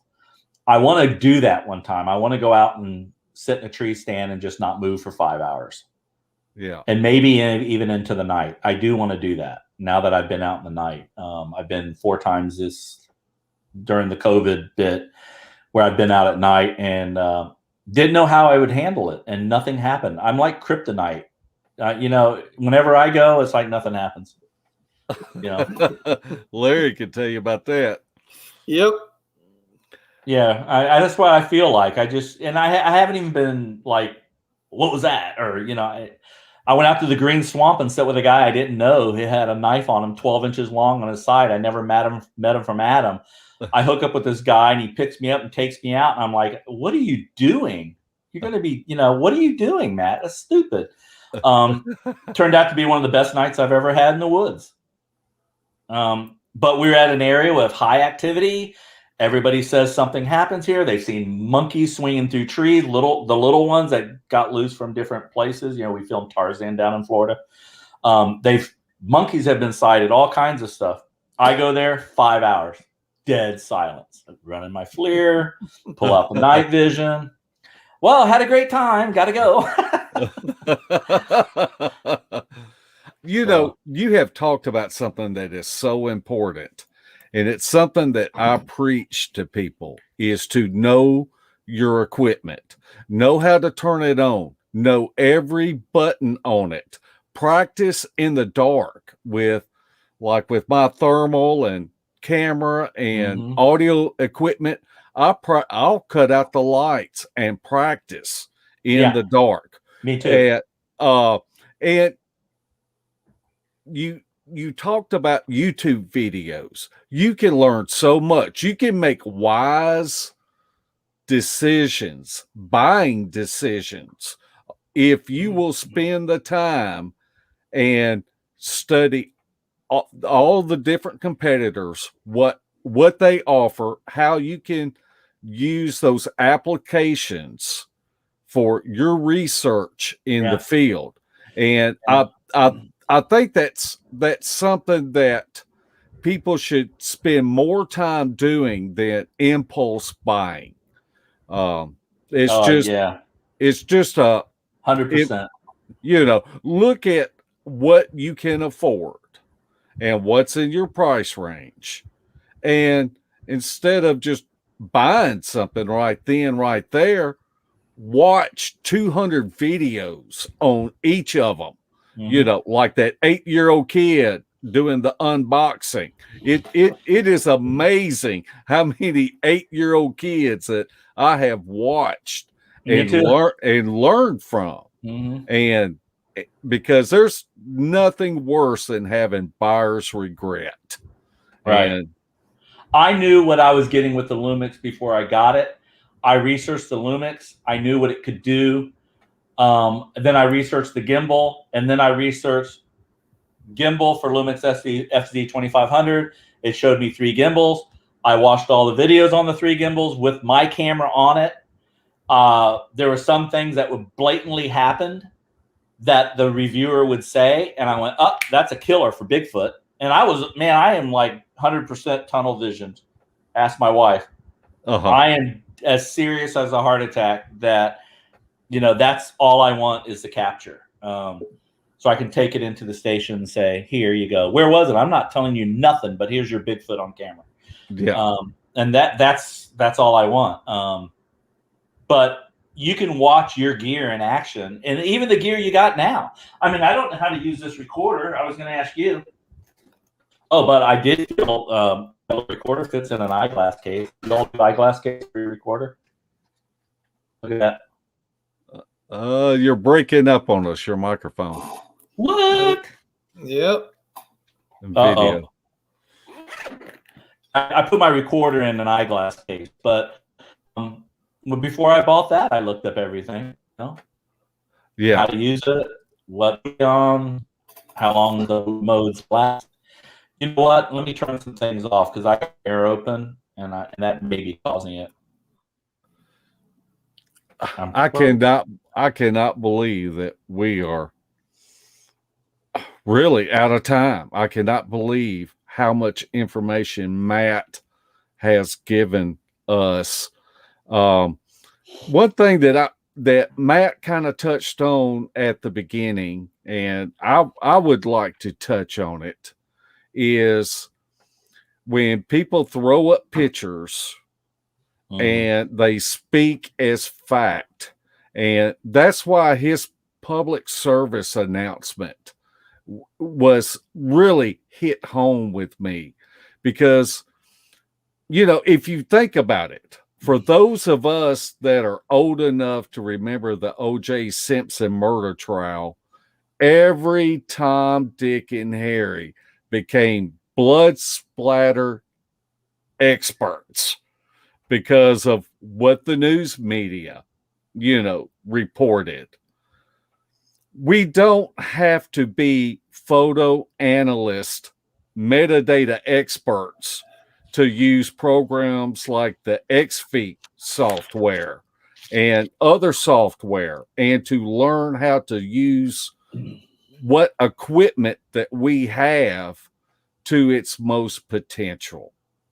And that's why it was really important for me to have Matt on here talking about, because we should be leaning, no matter what piece of the puzzle that we're wanting to add to our Bigfoot research, we should lean on the people that have an expertise in that particular field.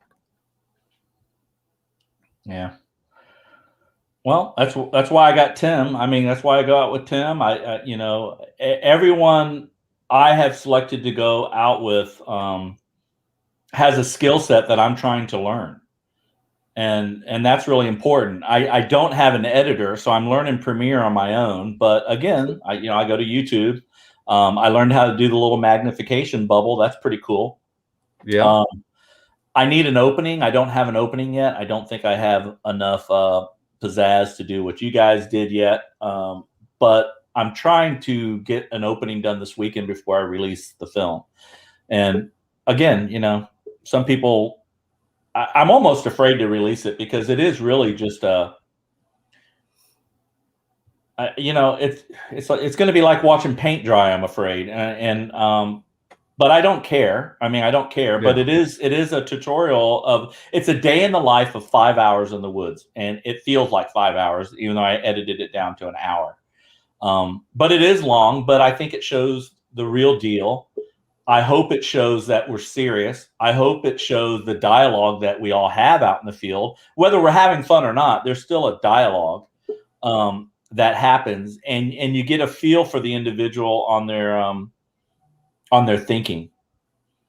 So, like listening to Max. I mean, he released a video this morning, and I was really disappointed in myself in some of the stuff I said because he's on me a lot. I said something like, I feel like we're in their living room. I don't even think I said I feel like. I said we're in their living room. And I went, if I was editing that, I would have not put that in there. And Tim and I are real careful with stuff like that. But you know what? We all say that. And a lot of times I'm walking around, I said, if this was on another channel, that double break would mean this. Yeah. And I even caught myself saying, if this was Colorado Bigfoot, he would say that, notice that all of these X's and ground X's in this one area we were in, nothing was touching the ground. And I've heard him say that. I've never seen it until we were in a space this past weekend. Well, nothing was touching the ground. And it was kind of weird to see when you see it, because it's like every big tree that's on the ground has something under it, lifting it off the ground by about 3 inches. How does that happen naturally? And so, again, I file it. It may happen. I may see it. I may not. But I don't want to be saying it out loud. And I was. I mean, Max caught me doing it a little bit, which is funny. And I'm going to use that as a video. If you want to know why I don't talk in my videos, that is why. Because you start emulating the channels you watch. Yeah. And then we become one voice, and you become groupthink, and then all bad things happen. So I like showing it and moving on. Anybody who's watched the Bigfoot channel know I'm looking at an X. And they may say, oh, God, Matt's into the X's. Yeah, I am. But I'm also doing a fine art project. But I don't comment on it. I don't start analyzing it. I don't measure it. I don't, I may look to say, hey, is there something that fell? And then I move on. Well, we're kind of the same way. We try, because so much of it is your opinion. And I think that you have to leave your opinion out of it and just let the evidence speak for itself.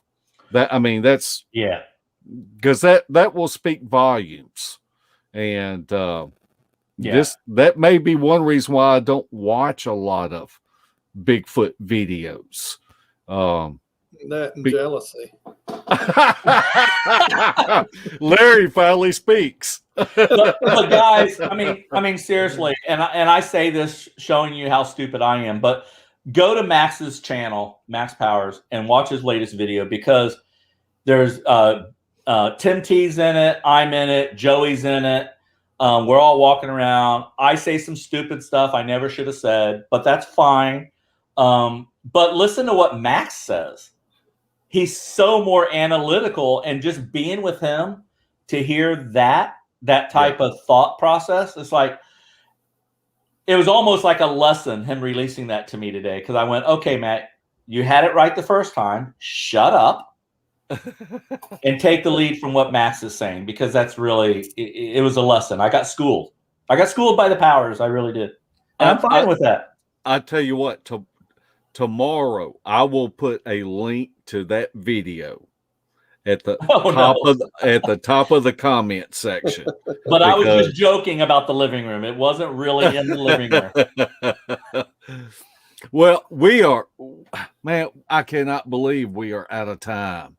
And we would like to give you this opportunity, Matt, to give us any final comments.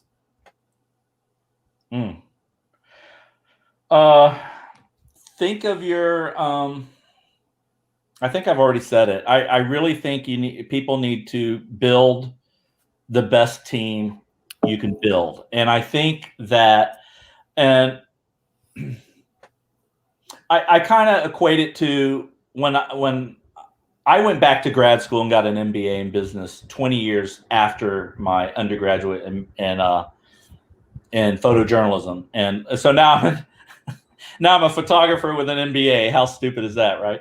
So, but I tell you, I was so worried about going back that I knew I needed a good team. And I just built a good team around me. I knew I was the presentation photographer guy and the graphics guy. I had a script writer. I had someone that could stand up and do presentations. It was my wife's best friend. And she knew it too. She knew what I had. I knew what she had. And then we went, okay, now we need a math whiz. And we went out and found the math whiz. You know those decision tree problems that they give you and it's supposed to take you a week? We grabbed a guy that could do it without a computer in probably 3 hours. And I'm not even joking. This guy could break stuff down that fast. And then we had, so we had the math guy, the presentation guy, the photographer guy to do these papers. And I think we just had a good critical thinker. He was actually tied to the program, and he was using his free tuition to go through school. But we had a good team, guys, and I really look at Bigfooting the same way. You got to put good people around you. Get a photographer. If that's not your skill set, quit trying to do it. If you need an audio guy, get an audio guy. I think I could use an audio person too. And that's what I try to do is I want a really good team. I'm not going to be doing this for 10 years, guys. I'm old. I'm not 40. So I got, 3, 4, 5 years to do this and make it happen. And, I'm not going to be the guy that says I've been hunting Bigfoot for 20 years. That's just crazy. And nor am I going to take advice from someone that's been hunting Bigfoot for 20 years. Sorry. I don't mean to offend anybody. I just did. But you've been hunting Bigfoot for 20 years. You need to trash everything and start over. See, I knew I would offend someone before the night was over. But really, that's great advice. So often we don't get outside of our box. And I think a lot of people, it's because they don't listen to other people. And that's our purpose of this show is to bring people on that have certain skill sets that they can share that other people can learn from. And Larry, have you got any final comments? Be gentle. All right. I'll be gentle. It was a great show. We learned a lot about equipment, photography, and the certain use of a gimbal for sure. I mean, most of us amateurs walk around bouncing everywhere, and Mark's got on to me for years for scanning too fast and all that. So it's great advice on the type of equipment to use out in the field. And Mark's going to have to buy me a gimbal.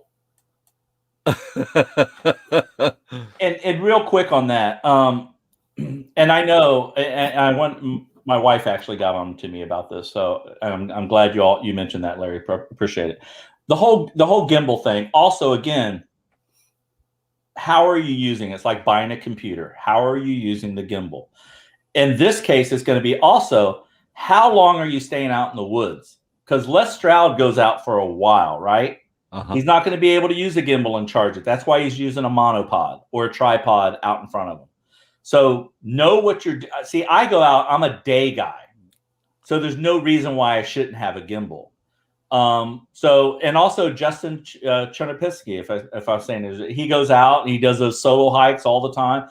You're not going to take a gimbal and be charging batteries. So don't take it so literally. I'm just saying I'm a day guy. I go out for 4 or 5 hours at a time. I come back and I like my soft, cushy bed and my air conditioning.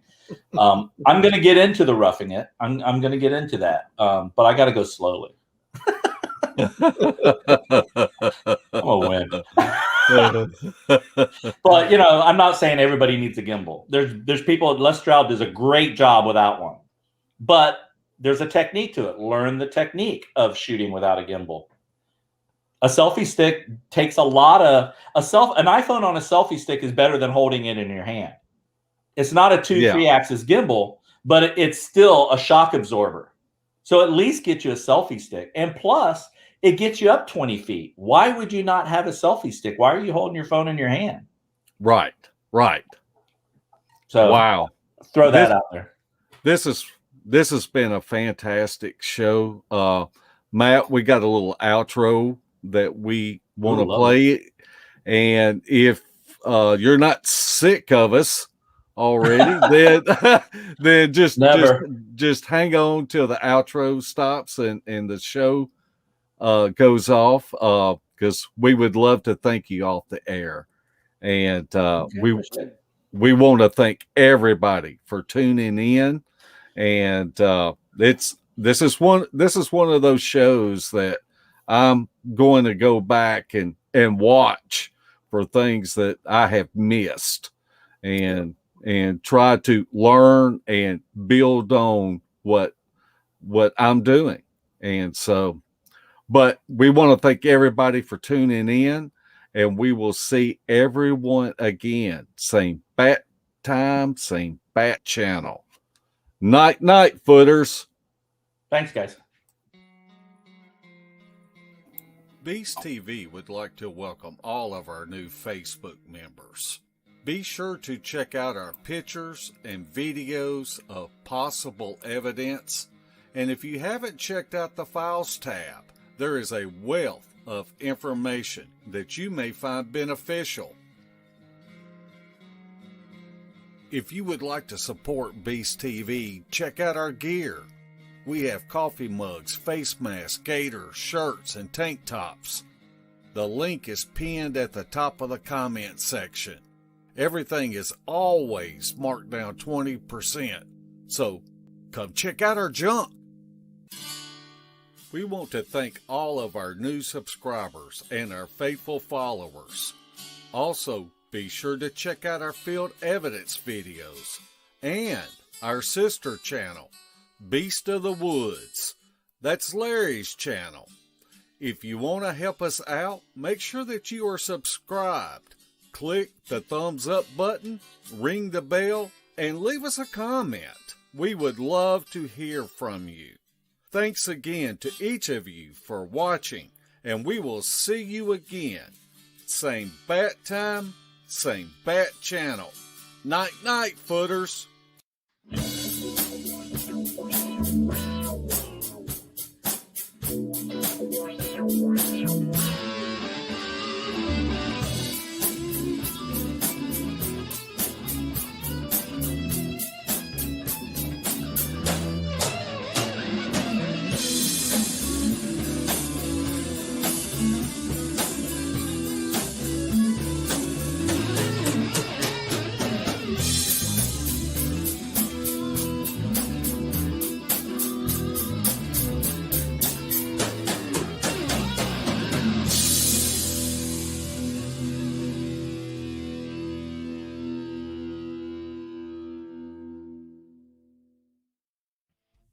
This has been a Sawdust production.